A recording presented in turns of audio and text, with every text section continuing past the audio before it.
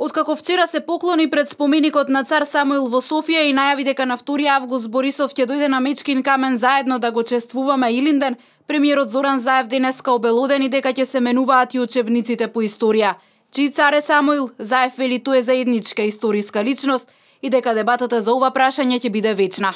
Добре, една од отворените теми во Македонија е дел од прашањето за несоодветна употреба на зборови во учебниците и во одредени други материјали, кои што се официјално државни материјали.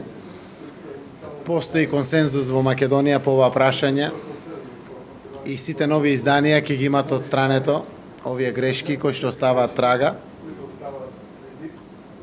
Во најблага форма кажано на непријатност, која што не е во функција на она за што се залагаме сите.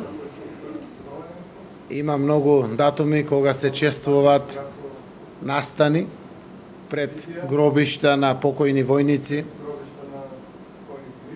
се обновуваат одредени одбележија кои што се значајни и за нашата, но и за бугарската историја.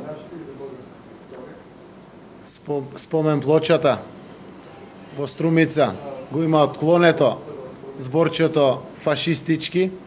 Учебници по историја какво ще пише за цар Самуил? Какъв цар е тој? Значи, нема да дефинирам поими за да навлезам детално во историјата, и ние сме политичари, но сигурно ќе биде во духот на тоа што се залагаме, дека тоа е заедничка историска личност овде на Балканите. Според првиот човек на владата лидерски е да се преземат вакви чекори за како што вели Европска Македонија. Детали од договорот за соработка меѓу Македонија и Бугарија, кој според најавите треба да се потпише на Илинден, Заев не открива. Само посочи дека на состанокот со неговиот бугарски колега вчера биле дискутирани 4 отворени сегменти од документот кој треба да се потпише.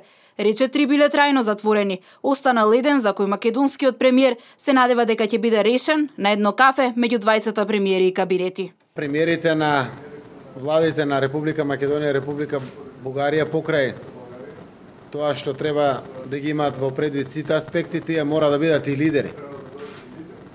Лидерски отвореноста да се потврди дека споделуваме заедничко минато заедно. Лидерски да потврдиме дека историјата треба да не сплотува и здружува, наместо да не разделува. Лидерски да преземете чекор за кој што некој зборувал 26 години